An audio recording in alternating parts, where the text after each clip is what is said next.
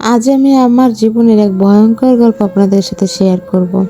আমি অনার্স শেষ করলাম এই বছর। ঢাকা থাকি। আমি যখন ক্লাস 10-এ পড়ি 2015 সালে, তখন ফেসবুকে আমার একটা ছেলের সাথে পরিচয় হয়। তার বাড়ি বরিশালে। সে আমাকে বলে সে অনার্স সেকেন্ড ইয়ারে পড়ে ঢাকা একটি প্রাইভেট বিশ্ববিদ্যালয়ে। অল্প দিনের পরিচয়ে তার সাথে আমার একটা রিলেশনশিপ তৈরি হয়ে যায়। আমাদের মধ্যে তখন একবারও দেখা হয়নি। তো রিলেশনের কিছুদিন পর আমি জানতে পারি সে আসলে 2013 সালে বাইক অ্যাক্সিডেন্ট করে পঙ্গু অবস্থায় আছে।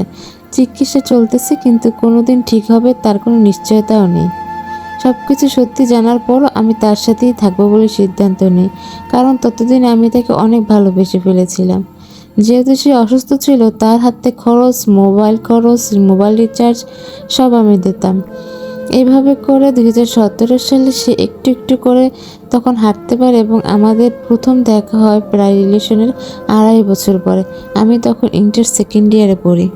তো মোটামুটি সুস্থ হওয়ার পর 2018 সালের দিকে সে আবার পড়াশোনা কন্টিনিউ করে। সে বরিশালের একটি প্রাইভেট বিশ্ববিদ্যালয়ে সিএসসিতে ভর্তি হয়। তারপর থেকে সে আমাকে ইগনোর করা শুরু করে, বলে যে তার এখন ফিউচার ফোকাস করতে হবে, রিলেশন রাখতে পারবে না। আমি তখন তার প্রতি অনেক সিরিয়াস হয়ে যাই, অনেক কান্নাকাটি করে রিলেশনটা টিকিয়ে রাখি। সে আমাকে বলে যেহেতু তার পড়াশোনা একটা গ্যাপ তৈরি হয়ে গেছে, তাই তার সেটেল হতে অনেক টাইম লাগবে। তো সে এখন বিজনেস করতে চায়। বিজনেস করতে গেলে অনেক টাকার প্রয়োজন। তার কাছে এত টাকা নেই। সে একটা 1 লাখ টাকার লোন নেবে।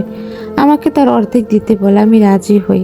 2019 সালে আমি তখন অনার্স প্রথম বর্ষে ভর্তি হই। পরিবার ছেড়ে নতুন ঢাকায় আসি। সেই তখন মাসে 5,000 করে তার লোনের টাকা চালানো অনেক কষ্টসাধ্য ছিল আমার জন্য, কারণ আমার পরিবারও মধ্যবিত্ত, আহামরি টাকা ছিল না।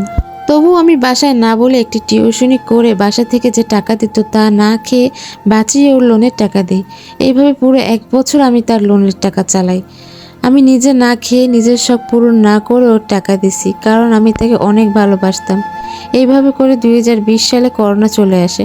আমি তখন ঢাকা থেকে গ্রামের বাসায় চলে আসি। তখন তার সাথে একটু কম যোগাযোগ হতো। এরপর 2022 সালে আবার সব স্বাভাবিক হওয়ার পর আমি আবার ঢাকা ব্যাক করি। তখন আমি অনার্স 3য় বর্ষে পড়ি। আমার বাসা থেকে বিয়ের জন্য অনেক চাপ দেয়। তারও তখন পড়াশোনা শেষ হয়। তো আমি তাকে বিয়ের কথা বলি, সে রাজি হয়।